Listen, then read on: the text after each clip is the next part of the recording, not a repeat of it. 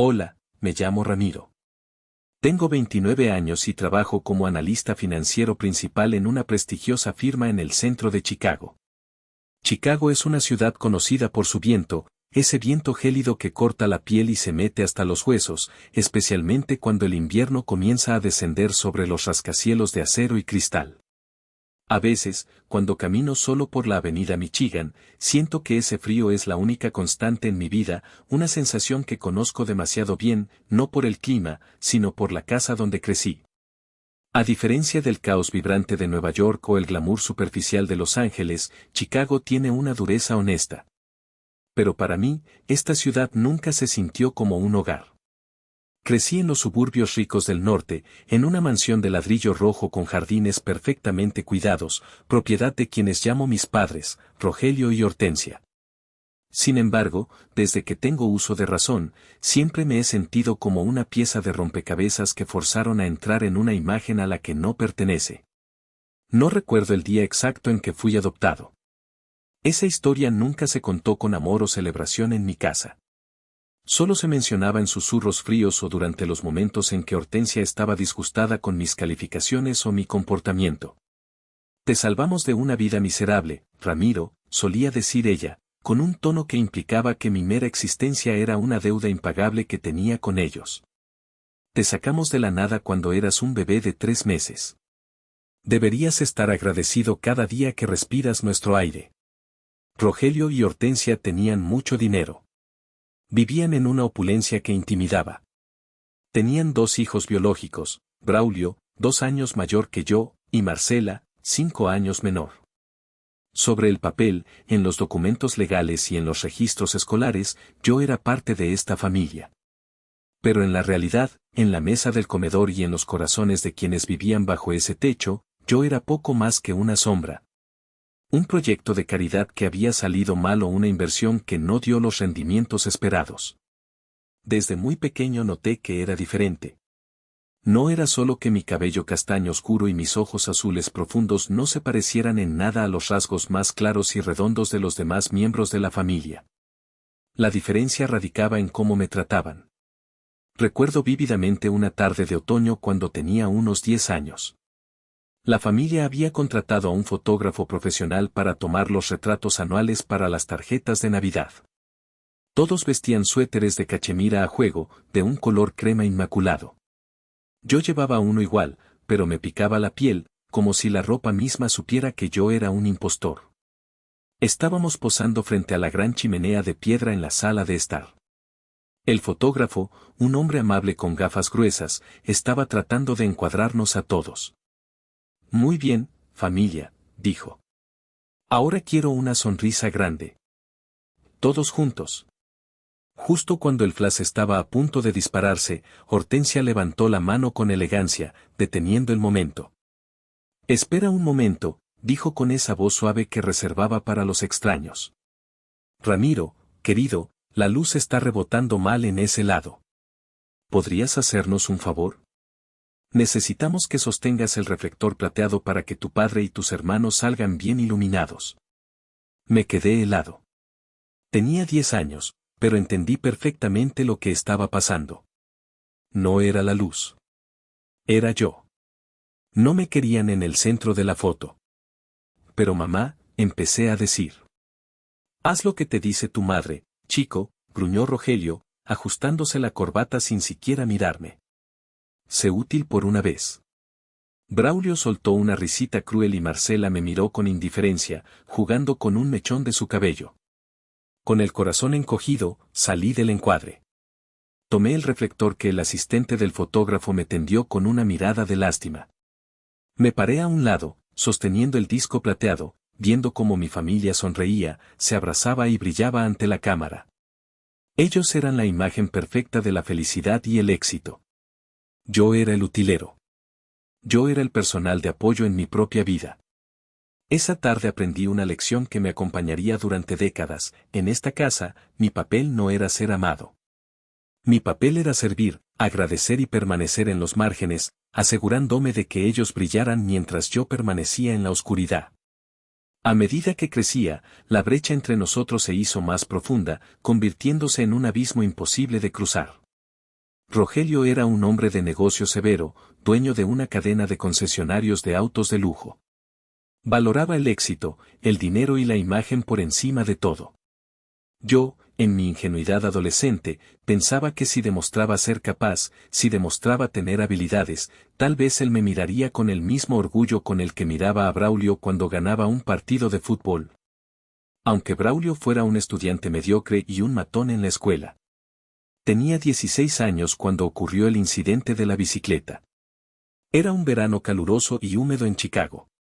Braulio había destrozado su bicicleta de montaña, una Trek costosa que Rogelio le había comprado apenas un mes antes, dejándola tirada en el garaje con la cadena rota y el cuadro rayado. Rogelio simplemente le compró una nueva al día siguiente, y la vieja quedó acumulando polvo en un rincón, olvidada como basura. Yo siempre había sido bueno con las manos. Me gustaba entender cómo funcionaban las cosas. Así que, sin decirle a nadie, comencé a trabajar en esa bicicleta. Pasé 2 semanas enteras encerrado en el garaje sofocante, con las manos manchadas de grasa y aceite. Usé mis propios ahorros, dinero que ganaba cortando el césped de los vecinos, para comprar repuestos. Lijé el cuadro hasta quitarle los rayones, la pinté de un azul metálico brillante, arreglé los frenos y dejé la cadena funcionando suave como la seda. Estaba orgulloso. No, estaba esperanzado. En mi mente de 16 años, imaginaba el escenario perfecto: Rogelio llegaría a casa, vería la bicicleta restaurada, se sorprendería de mi talento y tenacidad, y tal vez, solo tal vez, pondría una mano en mi hombro y diría: bien hecho, hijo. Esa fantasía era lo único que me impulsaba mientras sudaba sobre el metal. Finalmente, llegó el día. Rogelio llegó temprano del trabajo. Escuché el motor de su Mercedes en la entrada y mi corazón comenzó a latir con fuerza contra mis costillas. Corrí al garaje, saqué la bicicleta y la puse en medio del camino de entrada, brillando bajo el sol de la tarde. Papá. Llamé, olvidando por un segundo que él odiaba que lo interrumpiera cuando llegaba. Rogelio salió del auto, aflojándose la corbata, con el rostro cansado y el ceño fruncido. Braulio salió de la casa en ese momento, masticando una manzana, seguido por Hortensia. ¿Qué es todo este escándalo, Ramiro?, preguntó Rogelio, mirándome con impaciencia. Mira, dije, señalando la bicicleta, con una sonrisa nerviosa. Arreglé la bicicleta vieja de Braulio. La dejé como nueva. Pensé que te gustaría ver que no se desperdició. Rogelio miró la bicicleta. Luego me miró a mí, a mis manos sucias de grasa, a mi camiseta empapada de sudor. No hubo sonrisa. No hubo brillo de orgullo en sus ojos. Solo hubo un frío desdén. ¿Quién te dio permiso para tocar las cosas de tu hermano?, preguntó, su voz baja y peligrosa. Mi sonrisa vaciló. Yo, estaba tirada, pensé que, no te pago para que pienses, te alimento para que obedezcas, cortó él. Esa bicicleta era de Braulio. Si él quería tirarla, era su decisión. No tienes derecho a poner tus manos sucias sobre nuestra propiedad. Braulio se acercó, riendo mientras masticaba su manzana. Le dio una patada a la bicicleta recién pintada, haciéndola caer contra el pavimento con un estruendo metálico que resonó como un disparo en mi corazón. El manillar se torció y la pintura fresca se raspó contra el cemento. Vaya porquería, Ramiro, se burló Braulio. Ni siquiera el color es bueno. Parece barata, como tú. Hortensia simplemente suspiró, sacudiendo la cabeza como si yo fuera una molestia inevitable. Limpia este desastre antes de entrar, Ramiro. Y lávate esas manos, pareces un mecánico de barrio bajo. No quiero grasa en mis alfombras. Entraron en la casa, dejándome solo en la entrada con la bicicleta caída y mi orgullo destrozado. Me quedé allí parado, sintiendo como las lágrimas calientes se acumulaban en mis ojos, no por la bicicleta, sino por la cruel confirmación de lo que siempre había temido: no importaba lo que hiciera. No importaba cuánto me esforzara por ser valioso, para ellos yo siempre sería el otro. El intruso. El mecánico de barrio bajo. Esa noche, subí a mi habitación en el ático, la única sin aire acondicionado, y lloré hasta quedarme dormido. Me prometí a mí mismo que nunca más buscaría su validación. Pero el corazón de un niño, incluso de uno herido, es terco, y la necesidad de ser amado es una droga difícil de dejar. Sin embargo, en medio de esa oscuridad, había una pequeña luz. Una luz que olía a tabaco de pipa, a tierra húmeda y a madera vieja. Esa luz era mi abuelo, el abuelo Jacinto. Jacinto era el padre de Rogelio, pero eran tan diferentes como el día y la noche. Mientras Rogelio era un hombre de trajes caros y oficinas con aire acondicionado, Jacinto era un hombre de campo, con manos callosas y una espalda que se había encorvado ligeramente tras años de trabajo duro. Vivía en una pequeña granja a 3 horas de Chicago, un lugar modesto donde el tiempo parecía detenerse. Rogelio se avergonzaba de él, de su origen humilde como antiguo chofer y jardinero, y rara vez lo visitaba. Pero para mí, esa granja era el paraíso. Cada verano, cuando terminaba la escuela, Rogelio y Hortensia me enviaban con el abuelo. No porque quisieran que pasara tiempo con él, sino porque querían deshacerse de mí para irse de vacaciones a Europa o al Caribe con Braulio y Marcela. No podemos llevarte, Ramiro, es un viaje familiar íntimo y además, alguien tiene que cuidar al viejo, decían. A mí no me importaba. Esas semanas eran mi salvación. En la granja de Jacinto, yo no era el adoptado ni el error. Era simplemente mi hijo o campeón. El abuelo nunca me gritaba. Me enseñó a cultivar tomates, a diferenciar el canto de los pájaros y a reparar el viejo tractor rojo que tenía en el granero. Tienes buenas manos, Ramiro, me decía mientras trabajábamos bajo el sol, pasándome una llave inglesa. Manos que crean, no manos que destruyen. Eso es un don. Por las noches, nos sentábamos en el porche, escuchando a los grillos. Él sacaba su vieja guitarra y tocaba canciones populares mexicanas, corridos antiguos que hablaban de héroes, amores perdidos y revoluciones. Su voz era rasposa pero llena de sentimiento. Yo me sentaba a sus pies, sintiendo una paz que jamás experimentaba en la mansión de Chicago. Recuerdo una noche en particular, cuando tenía 12 años. Estábamos mirando las estrellas, que allí brillaban con una intensidad que las luces de la ciudad nunca permitían ver. Me armé de valor y le hice la pregunta que me atormentaba. Abuelo, ¿por qué no vives con nosotros? La casa es enorme. Hay espacio de sobra. Jacinto dejó de tocar la guitarra. Suspiró profundamente, un sonido que parecía venir desde el fondo de su alma. Porque allí no hay aire para mí, hijo, dijo suavemente. Tu padre. Rogelio ha construido un mundo de cristal. Es bonito de ver, pero si te mueves demasiado, se rompe o te cortas. Yo prefiero la tierra. La tierra es honesta. Si la cuidas, te da frutos. Si la ignoras, se seca. No hay mentiras en la tierra. Me miró con sus ojos oscuros, llenos de una tristeza antigua. ¿Por qué ellos no me quieren, abuelo? Pregunté, con la voz quebrada. ¿Soy malo? Jacinto dejó la guitarra a un lado y me tomó por los hombros con fuerza. Sus manos eran ásperas, pero su toque era la cosa más suave que yo conocía. Escúchame bien, Ramiro. Nunca, jamás pienses que eres malo. Tú eres lo mejor que ha pasado por esa familia, aunque ellos sean demasiado ciegos para verlo. Su frialdad no es tu culpa, es su defecto. Pero soy adoptado, susurré. No soy de su sangre. Jacinto apretó los labios, como si estuviera guardando un secreto que quería salir a gritos. La sangre no hace a la familia, mi hijo. El amor hace a la familia. Y te prometo una cosa, hay historias que aún no conoces. Historias que explicarán todo cuando llegue el momento. ¿Qué historias? Insistí. Todo a su tiempo, dijo, volviendo a mirar las estrellas. Solo recuerda esto, tu valor no depende de cómo te trate Rogelio o Hortensia. Tú vales mucho más que esa casa, más que sus autos, más que todo su dinero. Esas palabras se grabaron en mi mente como un escudo. Durante años, me aferré a ellas cada vez que Hortensia me miraba con desdén o Braulio me humillaba frente a sus amigos. El abuelo Jacinto era mi ancla. Pero incluso él tenía sus límites. Rogelio le tenía prohibido interferir en mi educación. Si te metes, papá, dejaré de mandarte dinero para tus medicinas y no volverás a ver al chico, le había amenazado Rogelio una vez. Yo lo escuché detrás de la puerta. Sabía que el abuelo callaba y soportaba para poder seguir viéndome, para seguir siendo mi refugio en los veranos. Ese sacrificio silencioso era el único amor verdadero que yo conocía.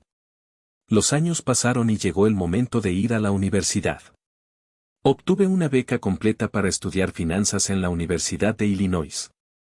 El día que me fui, no hubo fiesta de despedida.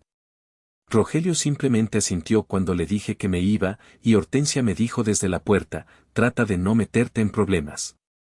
No queremos manchas en nuestro apellido. Me lancé a mis estudios con una furia desesperada. Quería ser alguien. Quería ser tan exitoso, tan rico y tan poderoso que no pudieran ignorarme.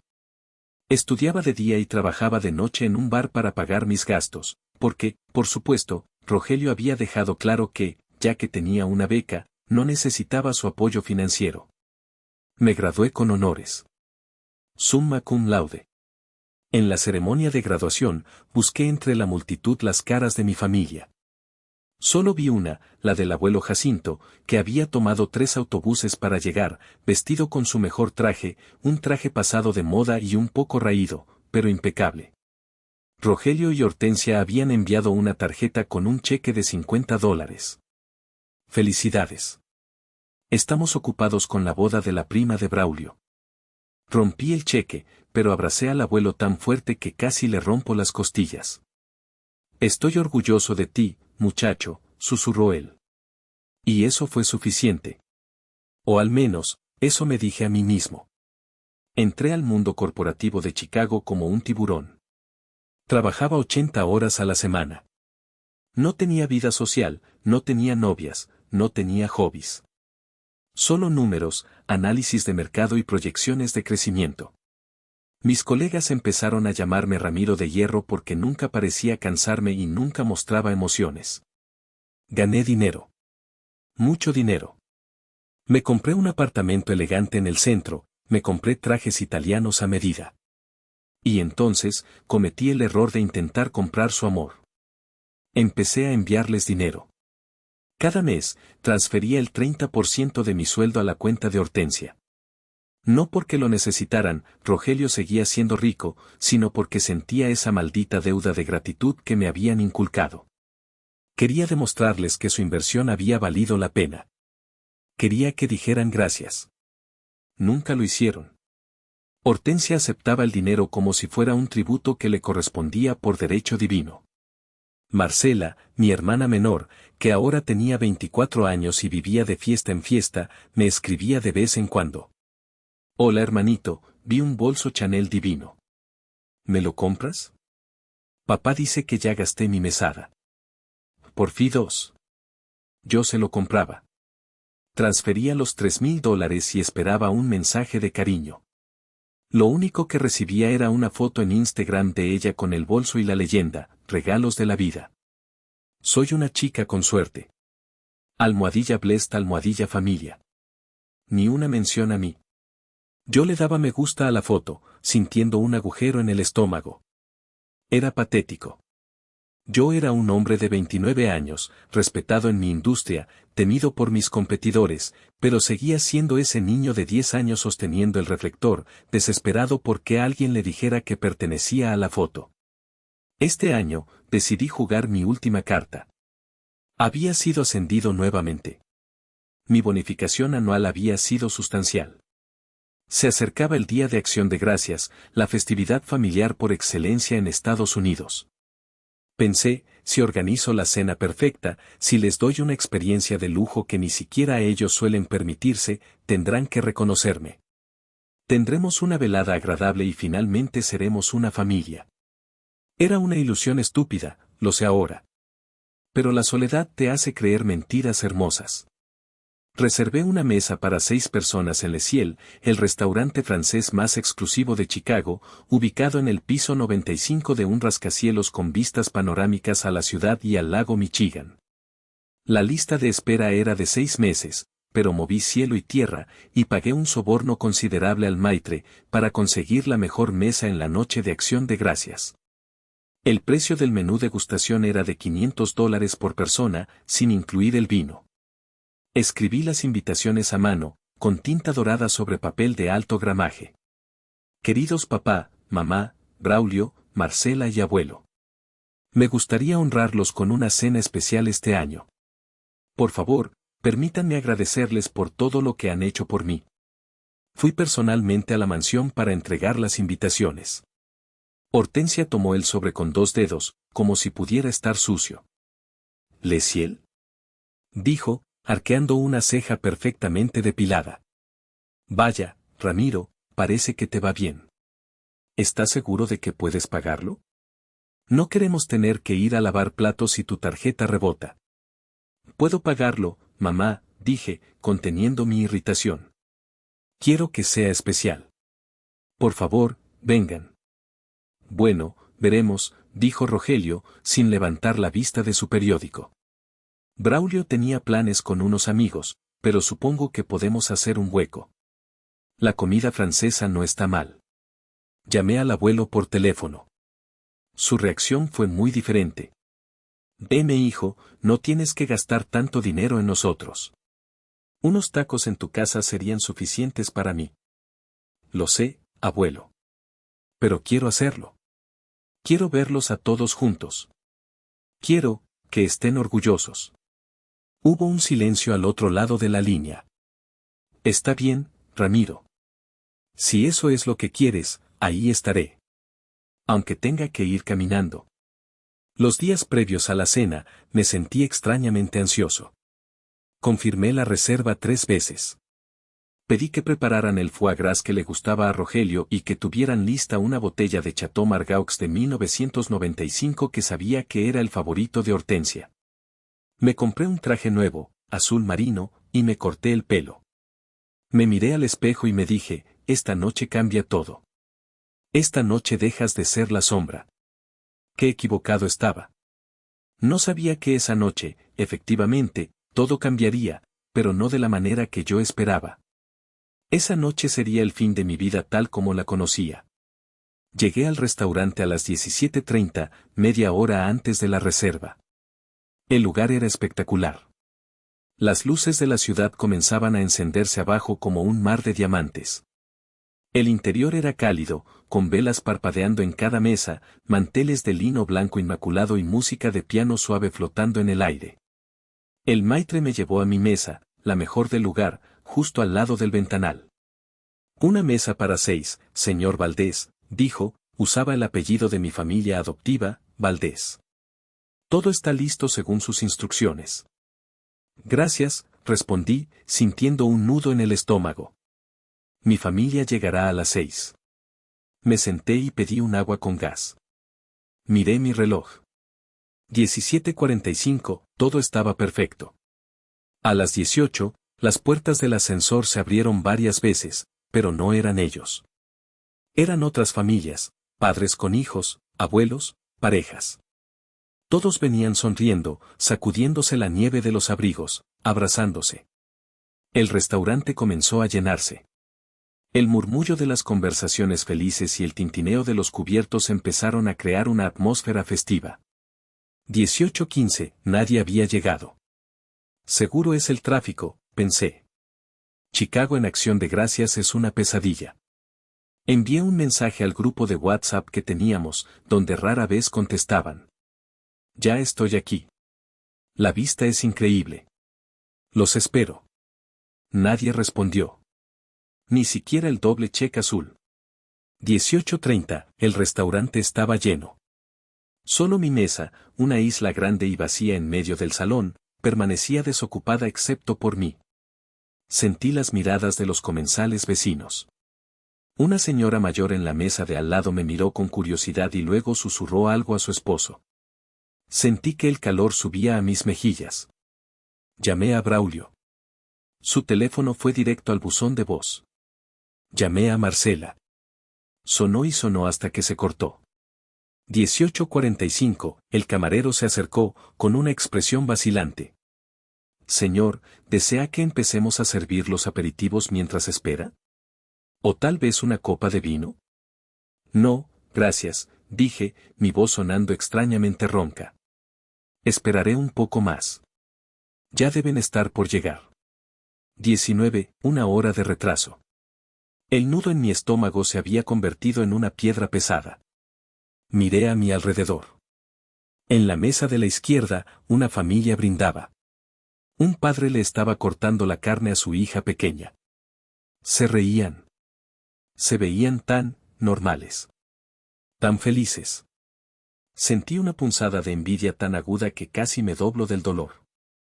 ¿Por qué era tan difícil para mí tener eso? ¿Qué tenía yo de malo que repelía el afecto de esa manera? El maitre pasó cerca y vi cómo miraba su reloj y luego miraba mi mesa vacía con una mezcla de impaciencia y lástima. Esa mirada fue lo peor. Podía soportar el odio, pero la lástima de un extraño era humillante. Saqué mi teléfono nuevamente. Mis manos temblaban ligeramente. Tenía que saber. Tenía que escuchar una excusa, cualquier excusa. Se pinchó una llanta, mamá se siente mal. Cualquier mentira piadosa que me permitiera salvar un poco de dignidad. Marqué el número de la casa, el teléfono fijo. Sabía que Hortensia a veces no escuchaba el celular, pero siempre contestaba el fijo. El teléfono sonó una vez. 2 veces. 3 veces. Al cuarto tono, alguien levantó el auricular. ¿Diga? Era la voz de Hortensia. Sonaba alegre, ligeramente arrastrada, como si ya hubiera bebido un par de copas. ¿Mamá? Dije. Mi voz sonó pequeña, patética. Soy Ramiro. Estoy en el restaurante. Los he estado esperando 1 hora. ¿Pasó algo? ¿Están bien? Hubo una pausa al otro lado. Luego escuché una risa de fondo, la risa inconfundible y chillona de Marcela, y la voz grave de Braulio gritando algo sobre un partido de fútbol americano. Ah, Ramiro, dijo Hortensia. Su tono cambió instantáneamente, perdiendo la alegría y volviéndose frío y despectivo. Vaya, se me pasó por completo avisarte. ¿Qué cabeza la mía? ¿Avisarme? Repetí, sintiendo que el suelo se abría bajo mis pies. ¿Avisarme de qué? No vamos a ir, querido, dijo ella con naturalidad, como si estuviera cancelando una cita con el dentista. Los padres de la nueva novia de Braulio, los Sinclair, nos invitaron a su fiesta en su villa del lago. Son gente muy importante, Ramiro. Tienen conexiones políticas. No podíamos decirles que no. Es una oportunidad única para tu hermano y para los negocios de tu padre. Pero, tartamudeé, mirando las 5 sillas vacías frente a mí, los platos impolutos, las copas de cristal brillando burlonamente. Pero yo organicé esto hace semanas. Pagué el depósito. Es acción de gracias. Ustedes dijeron que vendrían. Por Dios, Ramiro, no seas dramático, bufó ella. Eres un hombre grande. Puedes comer solo. Además, ese restaurante es demasiado pretencioso. Aquí hay música en vivo y gente de nuestra clase. Entiéndelo, esto es por el futuro de la familia. Tú siempre has sido, bueno, tú entiendes. Tú estás bien por tu cuenta. De fondo, escuché la voz de Rogelio. ¿Es él? Dile que no moleste, Hortensia. Estamos brindando con el senador. Cuelga ya. Tengo que irme, Ramiro, dijo ella. Feliz acción de gracias. No nos esperes despiertos si pasas por casa, probablemente nos quedaremos aquí. Y colgó. El sonido del tono de ocupado resonó en mi oído como un pitido de muerte clínica. Bajé el teléfono lentamente y lo dejé sobre el mantel blanco. No estaban enfermos. No tuvieron un accidente. Simplemente, encontraron algo mejor. Una mejor oferta. Yo era la opción de respaldo, y ni siquiera una muy buena. Me habían abandonado en la noche más familiar del año para ir a impresionar a unos extraños ricos. Me quedé allí sentado, paralizado. Sentí que los ojos de todo el restaurante estaban clavados en mi espalda. Miren al perdedor, parecían decir. Miren al hombre que ni su propia madre quiere. Una lágrima solitaria se escapó de mi ojo y rodó por mi mejilla. La limpié furiosamente. No les daría el gusto de verme llorar. El camarero se acercó, esta vez sin preguntar. Su rostro mostraba una incomodidad genuina. Señor, ¿va a pedir? La cocina va a cerrar los pedidos principales pronto. Miré la silla vacía donde debería haber estado mi madre. La silla donde debería haber estado mi padre. Solo tráigame el pavó, susurré. Una porción. Para mí. ¿Solo para usted? Preguntó suavemente. Sí. Solo para mí. Como siempre. Comí en silencio. La comida sabía a ceniza. El vino sabía a vinagre. Cada bocado era un recordatorio de mi estupidez, de mis 29 años de esfuerzos inútiles. Estaba comiendo mi propia humillación, masticando mi soledad. Quería desaparecer. Quería que el edificio se derrumbara y me tragara. Estaba a punto de pedir la cuenta y salir corriendo para encerrarme en mi apartamento y no salir nunca más, cuando sentí una ráfaga de aire frío. La puerta del restaurante se abrió de golpe. Levanté la vista, esperando ver a otro grupo de gente feliz. Pero lo que vi hizo que mi corazón se detuviera por un segundo. Allí, en la entrada del restaurante más lujoso de Chicago, estaba el abuelo Jacinto. Llevaba su viejo abrigo de lana gris, húmedo por la nieve derretida. Llevaba su gorra de conductor en la mano, estrujándola con nerviosismo. Se veía fuera de lugar entre los trajes de diseñador y los vestidos de gala, como un roble viejo trasplantado a un invernadero de orquídeas. Estaba jadeando, su pecho subía y bajaba con esfuerzo, y sus mejillas estaban rojas por el frío. Los camareros lo miraron con recelo, a punto de interceptarlo, pensando quizás que era un vagabundo o alguien que se había perdido. Me levanté de un salto, tirando mi servilleta. «Abuelo». Grité, sin importarme quién me escuchara. Jacinto me vio. Sus ojos cansados se iluminaron. Caminó hacia mí con paso decidido, ignorando las miradas de desdén de los demás comensales. Sus botas de trabajo dejaban pequeñas huellas húmedas en la alfombra cara. Llegó a mi mesa y, sin decir una palabra, me envolvió en un abrazo. Olía a nieve, a autobús urbano y a ese familiar aroma a tabaco. Me aferré a él como un náufrago a una tabla. «Perdona la tardanza, hijo», dijo, su voz ronca por el esfuerzo. El autobús se retrasó por la nieve y tuve que caminar las últimas 12 cuadras. Los taxis no querían parar para un viejo como yo. Me separé y lo miré. Estaba temblando de frío. «Abuelo, siéntate. Toma mi agua». «¿Por qué viniste?» Ellos no vinieron». Jacinto se sentó pesadamente en la silla de terciopelo. Miró la mesa puesta para 6, las copas vacías, mi plato a medio terminar. Su expresión se endureció. No hubo sorpresa en su rostro, solo una furia silenciosa y profunda. «Lo sé», dijo. «Sabía que harían esto. Conozco a mi hijo. Conozco a esa mujer. Son cáscaras vacías, Ramiro. Bonitos por fuera, podridos por dentro. Me siento tan estúpido, abuelo», confesé, bajando la cabeza. «Pensé que si pagaba esto, si les daba lo mejor, mírame», ordenó Jacinto. Levanté la vista. «No eres estúpido. Tienes un corazón grande. El problema es que has estado tratando de regar piedras esperando que florezcan. Y las piedras nunca florecen, hijo». Metió la mano en el bolsillo interior de su abrigo empapado. Sacó un sobre. Era un sobre viejo, de color crema, amarillento por los bordes y arrugado por el tiempo. Parecía haber estado guardado durante décadas.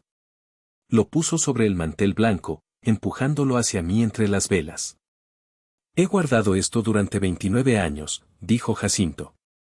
Su voz temblaba ligeramente, no por el frío, sino por la emoción. «Hice una promesa. Juré que no diría nada hasta que fuera el momento adecuado, o hasta que ellos cruzaran la línea. Hoy, al dejarte solo en esta mesa, han cruzado todas las líneas». Miré el sobre. No tenía nombre, solo una fecha escrita con una caligrafía elegante y inclinada, 24 de noviembre, 1995. Mi fecha de nacimiento. ¿Qué es esto? Pregunté, sintiendo un escalofrío que no tenía nada que ver con el aire acondicionado. La verdad, dijo el abuelo. La razón por la que siempre te has sentido ajeno. La razón por la que Rogelio nunca te amó como a un hijo. No eres un niño que recogieron de la basura, Ramiro. Y no eres alguien a quien salvaron. Mis manos temblaban mientras tomaba el sobre. El papel se sentía frágil. Ábrelo, insistió el abuelo. Es hora de que sepas quién eres realmente. Es hora de que conozcas a Estela. Rompí el sello del sobre con cuidado. Dentro había dos cosas, una fotografía antigua y una tarjeta de presentación moderna y elegante. Saqué la foto primero. Era una Polaroid. Mostraba a una mujer joven, de unos 20 años, sentada en el borde de una cama de hospital, sosteniendo a un bebé recién nacido. La mujer era hermosa, con cabello rubio y rasgos finos. Pero lo que me golpeó como un puñetazo fueron sus ojos. Eran azules. Un azul profundo, intenso, idéntico al que yo veía cada mañana en el espejo. La mujer de la foto no sonreía. Miraba al bebé, a mí, con una mezcla desgarradora de amor infinito y tristeza absoluta. ¿Es ella? Pregunté, sin poder terminar la frase. Es tu madre, dijo Jacinto suavemente. Tu madre biológica. Estela Mondragón. Tomé la segunda cosa que había en el sobre, la tarjeta de presentación. Era de un material grueso, caro. Letras negras sobre fondo blanco. Estela Mondragón, CEO y fundadora Empresas Mondragón, Seattle, Washington. Miré al abuelo, confundido. ¿Mondragón? ¿La dueña de la tecnológica? ¿La multimillonaria? Ahora lo es, dijo Jacinto. Pero no lo era cuando naciste. El abuelo suspiró y comenzó a hablar, su voz tejiendo la historia que había estado oculta en las sombras de mi vida. Hace 30 años, yo trabajaba como chofer para una familia muy rica en Denver, los Mondragón. Estela era la hija menor. Era rebelde, brillante y tenía un corazón de oro. Se enamoró de un músico, un hombre bueno pero sin un centavo. Sus padres, gente muy clasista, se opusieron. Cuando ella quedó embarazada de ti, le dieron un ultimátum, o abortaba, o la desheredaban y la echaban a la calle. Ella te eligió a ti, continuó el abuelo. Eligió tenerte. Sus padres cumplieron su amenaza. La echaron sin nada. El músico, bueno, el músico se asustó de la responsabilidad y la pobreza, y se fue. Estela se quedó sola, con 19 años, viviendo en un motel barato, trabajando de camarera. Yo era el único que la visitaba en secreto, le llevaba comida, algo de dinero. Me imaginé a esa joven mujer, embarazada y sola, siendo ayudada por mi abuelo. Cuando naciste, Estela se enfermó. Estaba débil, no tenía dinero para calefacción ni para leche. Sabía que si se quedaba contigo en esas condiciones, servicios sociales te llevaría y te perdería en el sistema. Ella quería algo mejor para ti. Ella quería recuperarse, estudiar, construir un imperio para dártelo todo. Pero necesitaba tiempo. Así que te pidió ayuda, adiviné. Sí. Me rogó que te cuidara. Yo quería hacerlo, Ramiro, te lo juro. Pero yo vivía en un cuarto pequeño, trabajaba todo el día. No podía cuidar a un bebé. Así que acudí a mi hijo, a Rogelio. Él y Hortensia llevaban años intentando tener hijos sin éxito. Pensé que sería la solución perfecta. Ellos querían un hijo, Estela necesitaba un hogar seguro para ti temporalmente, o al menos hasta que ella pudiera volver. El rostro del abuelo se oscureció. Rogelio aceptó, pero puso condiciones. Me obligó a firmar papeles. Hizo que la adopción fuera cerrada. Amenazó a Estela con que si ella intentaba contactarte antes de tener los medios para luchar legalmente contra él usaría sus abogados para asegurar que nunca te viera. Se aprovechó de su desesperación. Estela tuvo que irse, con el corazón roto, prometiendo volver por ti. ¿Y por qué no volvió? Pregunté, sintiendo una mezcla de esperanza y miedo. Lo intentó, dijo Jacinto. Hace 10 años, cuando te fuiste a la universidad. Ella ya había triunfado. Había construido su empresa desde cero. Contactó a Rogelio. Pero Rogelio le dijo que tú no querías saber nada de ella. Le dijo que eras feliz, que la odiabas por haberte abandonado. Le mintió, Ramiro. Y a mí me amenazó con que si yo te decía la verdad, te desheredaría y te dejaría en la calle. Yo, tuve miedo por ti. Pensé que estabas mejor terminando tus estudios. Fui un cobarde. Las lágrimas corrían libremente por mi rostro ahora. No era un niño abandonado. No era un error. Mi madre me había amado tanto que había sacrificado su felicidad para salvarme, y Rogelio y Hortensia me habían robado esa verdad. Me habían robado a mi madre y habían usado mi existencia para llenar su propio vacío, solo para luego tratarme como basura cuando tuvieron sus propios hijos biológicos. Miré la tarjeta de nuevo. Seattle. Ella te está esperando, dijo el abuelo. He hablado con ella.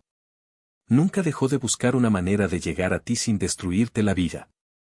Pero ahora, viendo cómo te tratan, ya no importa el dinero de Rogelio. Ya no importa nada más que la verdad. Me levanté de la mesa. La tristeza se había evaporado, reemplazada por una determinación fría y dura como el acero. Vamos, dije. ¿A dónde? Preguntó el abuelo. A casa de Rogelio. Tengo que recoger mis cosas. Y tengo que decirles adiós. Para siempre. El viaje en taxi hasta la mansión fue silencioso. El abuelo sostenía mi mano, como cuando era niño. Cuando llegamos, vi que las luces estaban encendidas y había varios autos de lujo en la entrada. Al parecer, la fiesta con los Sinclair había terminado o se había trasladado aquí. Entré usando mi llave por última vez. El abuelo venía detrás de mí. En la sala de estar, Rogelio, Hortensia, Braulio, Marcela y un par de personas que no conocía, probablemente los Sinclair y su hija, estaban bebiendo champán y riendo. La música se detuvo cuando nos vieron entrar. Yo con mi traje impecable pero con el rostro desencajado, y el abuelo con su ropa humilde todavía húmeda. Vaya, vaya. Exclamó Braulio, con una copa en la mano, arrastrando las palabras por el alcohol. Miren quién apareció. El Ceniciento y el viejo jardinero. ¿Qué pasa, Ramiro? ¿Te cansaste de comer solo? Hortensia se levantó, tambaleándose un poco. Ramiro, ¿qué haces aquí con esa cara? Y has traído a tu abuelo, qué vergüenza, mira cómo está vestido. Estamos con invitados importantes. Váyanse a la cocina. Los Sinclair nos miraban con curiosidad incómoda. Caminé hasta el centro de la sala. No grité. Mi voz salió baja, tranquila, pero con una autoridad que nunca antes había tenido. No voy a ir a la cocina, Hortensia. Solo vine a devolverles esto. Saqué las llaves de la casa y las dejé caer sobre la mesa de centro de cristal. El sonido metálico resonó en el silencio repentino. ¿Qué es este drama? Preguntó Rogelio, frunciendo el ceño. Estás haciendo el ridículo. Me voy, dije. Y no voy a volver. Sé la verdad. La cara de Rogelio palideció ligeramente, pero intentó mantener la compostura. ¿Qué verdad? Estás borracho. Sé sobre Estela, dije. Solté el nombre como una bomba. Hortensia soltó un grito ahogado y se llevó la mano a la boca. Rogelio se puso rígido. Esa mujer, empezó a decir Rogelio con desprecio. Ella te abandonó. Era una cualquiera. Cállate. La voz del abuelo Jacinto retumbó en la sala como un trueno. Todos saltaron. Nunca habían escuchado al viejo hablar así. Jacinto dio un paso adelante, irguiéndose cuán alto era. Ya no parecía un anciano frágil. Parecía un patriarca bíblico impartiendo justicia. No te atrevas a hablar mal de ella, Rogelio. Gritó el abuelo. Ella tuvo el coraje que tú nunca tuviste. Ella sacrificó todo por su hijo. Tú tuviste 29 años para ser un padre para este muchacho. Tuviste la oportunidad de amarlo. Y fallaste. Fracasaste como padre y fracasaste como hombre. Rogelio estaba rojo de ira. Fuera de mi casa. Bramó. Los dos. Si se van, no verán un centavo de mi herencia. Ramiro, serás un don nadie. Ya soy alguien, respondí, mirándolo a los ojos. Soy Ramiro Mondragón. Y el precio de su amor es demasiado alto para lo poco que vale. La cuenta está saldada, Rogelio. Me deben 29 años de mi vida, pero me quedo con el cambio. Miré a Braulio y a Marcela, que estaban boquiabiertos. Espero que disfruten de la fiesta, les dije. Porque es la última vez que me verán. Di media vuelta y salí. El abuelo me siguió. Papá. Gritó Rogelio detrás de nosotros. Si cruzas esa puerta, estás muerto para mí. El abuelo se detuvo en el umbral, se giró y dijo con una calma devastadora, Rogelio, hace años que estoy muerto para ti. Solo que hoy, por fin, he decidido resucitar. Salimos a la noche fría de Chicago. La nieve caía suavemente. Pero por primera vez en mi vida, no sentía frío. Sentía un fuego ardiendo dentro de mí. El fuego de la libertad. Esa misma noche compramos 2 boletos de ida a Seattle. No dormimos. La adrenalina nos mantuvo despiertos durante el vuelo de 4 horas. Mientras el avión descendía sobre el estado de Washington, vi un paisaje completamente diferente al de las llanuras heladas del Medio Oeste. Todo era verde. Bosques oscuros, montañas majestuosas y agua por todas partes. Y lluvia. Una lluvia suave y constante que cubría la ciudad como un velo plateado. Aterrizamos por la mañana. El abuelo había llamado a Estela desde el aeropuerto de Chicago. Ella había llorado tanto por teléfono que apenas se le entendía, pero acordamos encontrarnos en una cafetería tranquila cerca del mercado Pike Place, un lugar neutral para no abrumarnos. Llegamos antes de tiempo. Me senté junto a la ventana, viendo la lluvia golpear el cristal. Mis manos sudaban. ¿Y si no le gusto? Pregunté al abuelo. ¿Y si soy demasiado diferente a lo que ella espera? Eres su hijo, Ramiro, dijo él, apretando mi hombro. La sangre llama. Tranquilo. A las 10 en punto, la puerta se abrió. Entró una mujer. Llevaba una gabardina color crema y un paraguas elegante. Se quitó las gafas de sol y buscó con la mirada. Cuando sus ojos se encontraron con los míos, el mundo se detuvo.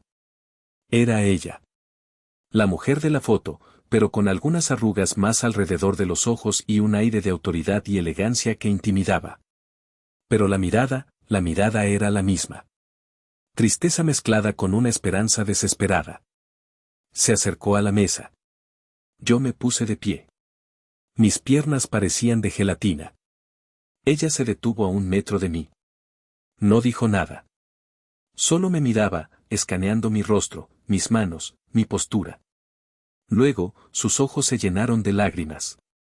Ramiro, susurró. Su voz era elegante pero estaba rota. Dios mío, eres idéntico a tu padre. Pero tienes mis ojos. No supe qué hacer. ¿Le daba la mano? ¿Decía hola? Ella no esperó. Dio el paso que faltaba y se derrumbó sobre mí, abrazándome con una fuerza que no parecía posible en alguien tan delgada. Sollozó contra mi pecho. No era un llanto bonito de película. Era un llanto visceral, el sonido de alguien que ha estado conteniendo la respiración durante 3 décadas y finalmente puede exhalar. Perdóname, repetía una y otra vez. Perdóname, mi amor. Perdóname por dejarte. Te busqué. Te juro que te busqué. Yo me quedé rígido un segundo, pero luego, algo dentro de mí se rompió. La barrera que había construido para sobrevivir en casa de los Valdés se derrumbó. La abracé de vuelta. Olía a jazmín y a lluvia. Olía a mamá. «Estás aquí», le susurré. «Estoy aquí». El abuelo nos miraba desde la mesa, limpiándose una lágrima discreta con su pañuelo. Estela se separó un poco, tomó mi mano y acarició una pequeña cicatriz blanca que tenía en el dorso, producto de una quemadura con el horno cuando tenía 8 años y Hortensia me obligó a cocinar. Nadie te volverá a hacer daño, prometió ella, besando la cicatriz. Nunca más estarás solo. Fuimos a su apartamento. No era una casa, era un ático de 2 pisos en la cima de uno de los edificios más altos de Seattle, con vistas a la bahía de Elliott. Era un espacio moderno, lleno de arte y luz, pero a diferencia de la mansión de Chicago, este lugar se sentía vivido. Había libros por todas partes, música sonando, calidez. Nos sentamos en la sala. Estela nos sirvió té. No podía dejar de mirarme. Quiero saberlo todo, dijo. Y quiero que sepas todo. Hablamos durante horas. Le conté sobre mi vida, omitiendo las partes más crueles para no herirla, pero ella leía entre líneas. Le conté sobre mi carrera, sobre mi soledad. Luego, ella me contó su parte. Me contó cómo había construido empresas Mondragón desde un garaje, vendiendo software, trabajando 20 horas al día impulsada únicamente por el deseo de recuperarme. Hay algo más que debes saber, dijo Estela, su expresión endureciéndose. Algo sobre Rogelio. ¿Qué pasa? Durante todos estos años, aunque no podía verte, yo enviaba dinero. Mucho dinero. Creé un fideicomiso ciego poco después de que mi empresa despegara. Rogelio recibía mensualmente una suma exorbitante destinada exclusivamente a tu educación, tu ropa, tus gastos y un fondo de ahorro para tu futuro. Era mi forma de asegurarme de que, aunque no estuviera yo, no te faltara nada material. Me quedé atónito. ¿Dinero? ¿Para mí? Millones, Ramiro, dijo ella. A lo largo de los años, han sido millones de dólares.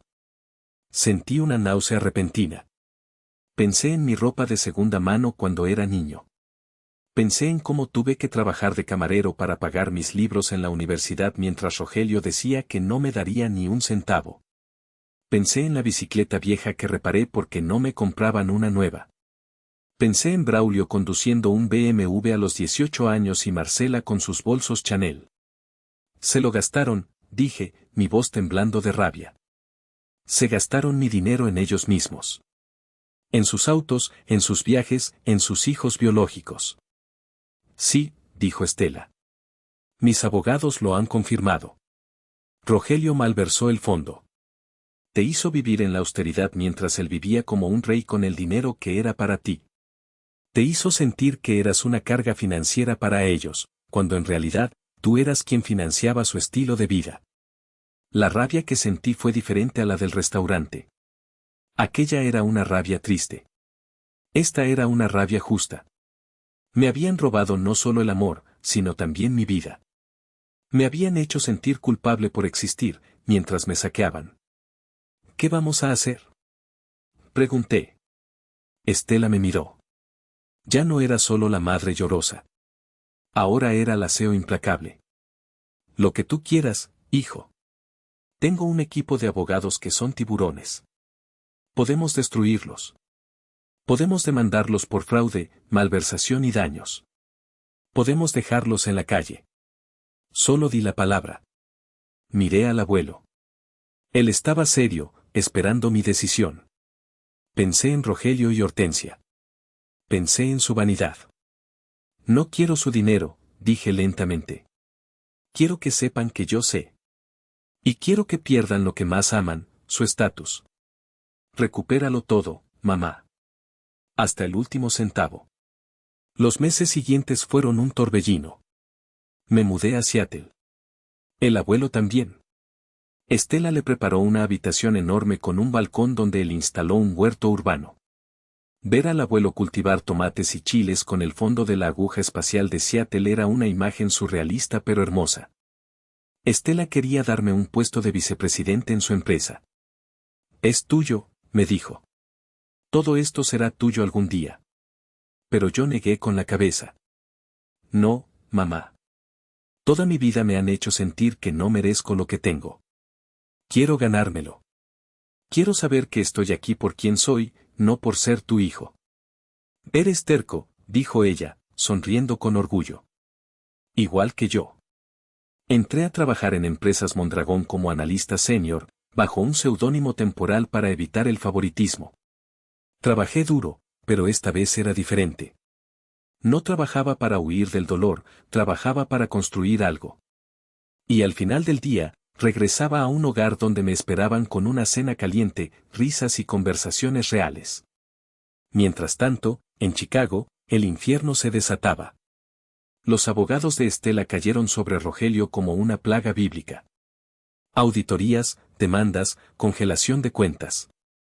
Se descubrió que Rogelio no solo había robado mi fideicomiso, sino que también había estado evadiendo impuestos y falsificando libros en su negocio de autos para mantener su ritmo de vida. Su castillo de naipes se derrumbó. 8 meses después de aquel día de Acción de Gracias, estaba en mi oficina en Seattle, mirando la lluvia caer, cuando mi teléfono vibró. Era un número desconocido, pero el código de área era de Chicago. Dudé, pero contesté. ¿Diga? ¿Ramiro?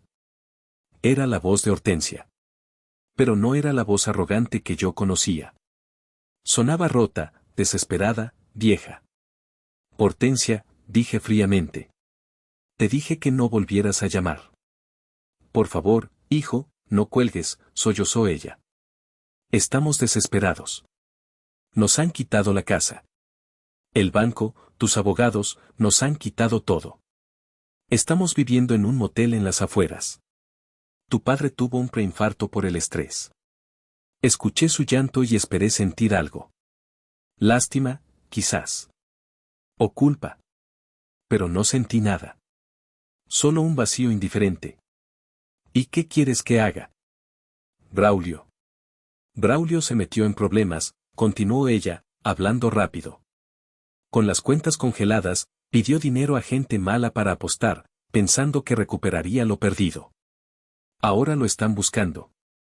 Necesitamos dinero, Ramiro. Solo $50,000. Sé que estás con tu madre rica. Para ella no es nada. Por favor. Te criamos. Te dimos un techo. Somos tu familia. Casi me río. La audacia era impresionante. ¿Familia? Pregunté. La familia no abandona a su hijo en un restaurante en Navidad. La familia no roba el dinero de su hijo. La familia no le dice a su hijo que es un error. Cometimos errores, lo sé, pero no fueron errores, Hortensia. Fueron elecciones. Ustedes eligieron el dinero sobre mí cada día durante 29 años. Ahora, el dinero se ha ido. Y yo también. Puse el teléfono en altavoz. Estela acababa de entrar en mi oficina. Me miró y asintió. Hortensia, dijo Estela, su voz cortante como el hielo. Soy Estela. Escucha bien. El dinero que ustedes gastaron en bolsos y autos era el futuro de mi hijo. Ya han tomado suficiente. Si vuelven a contactar a Ramiro, haré que la auditoría fiscal se convierta en una investigación criminal. Braulio tendrá que lidiar con sus propios demonios. Y ustedes, bueno, tienen salud, ¿no? Pueden trabajar. Ramiro trabajó desde los 16 años mientras ustedes dormían. Es hora de que aprendan lo que es la vida real. Estela colgó el teléfono. Me miró y me abrazó. Se acabó, dijo. Sí, respondí. Se acabó. Hoy es mi cumpleaños número 30. No estamos en un restaurante de lujo. Estamos en el ático de Seattle. El abuelo ha hecho carne asada en la terraza, a pesar de la llovizna. Hay música, hay amigos del trabajo que me aprecian por quien soy, no por mi apellido. Miro a mi alrededor. Veo a Estela riendo con el abuelo, sirviéndole otra copa de vino. Veo mi reflejo en el ventanal. Ya no veo al niño asustado sosteniendo el reflector. Veo a un hombre completo. No envié el dinero. Supe después que Braulio tuvo que huir del estado y que Rogelio y Hortensia están viviendo en un pequeño apartamento alquilado, trabajando en empleos de salario mínimo para sobrevivir. Algunos dirán que es cruel. Algunos dirán que debí ser el mejor hombre y ayudarlos. Pero aprendí una lección valiosa: El perdón no significa permitir que la gente tóxica siga teniendo acceso a tu vida. El perdón es soltar el odio para poder ser feliz tú mismo. Yo los he perdonado, en el sentido de que ya no dejo que su recuerdo me amargue la cena. Pero mi billetera y mi corazón están cerrados para ellos. La familia no es sangre. La familia es lealtad. La familia son las personas que se quedan en la mesa cuando todos los demás se han ido. Yo encontré la mía. Y espero que, si alguna vez te sientes solo en una mesa vacía, sepas que tu gente existe, en algún lugar. Solo tienes que tener el coraje de levantarte e ir a buscarlos.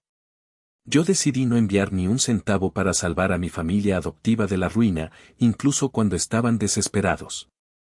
¿Creen que fui demasiado duro y vengativo, o creen que recibieron exactamente el karma que merecían? Déjenme su opinión en los comentarios, los estaré leyendo.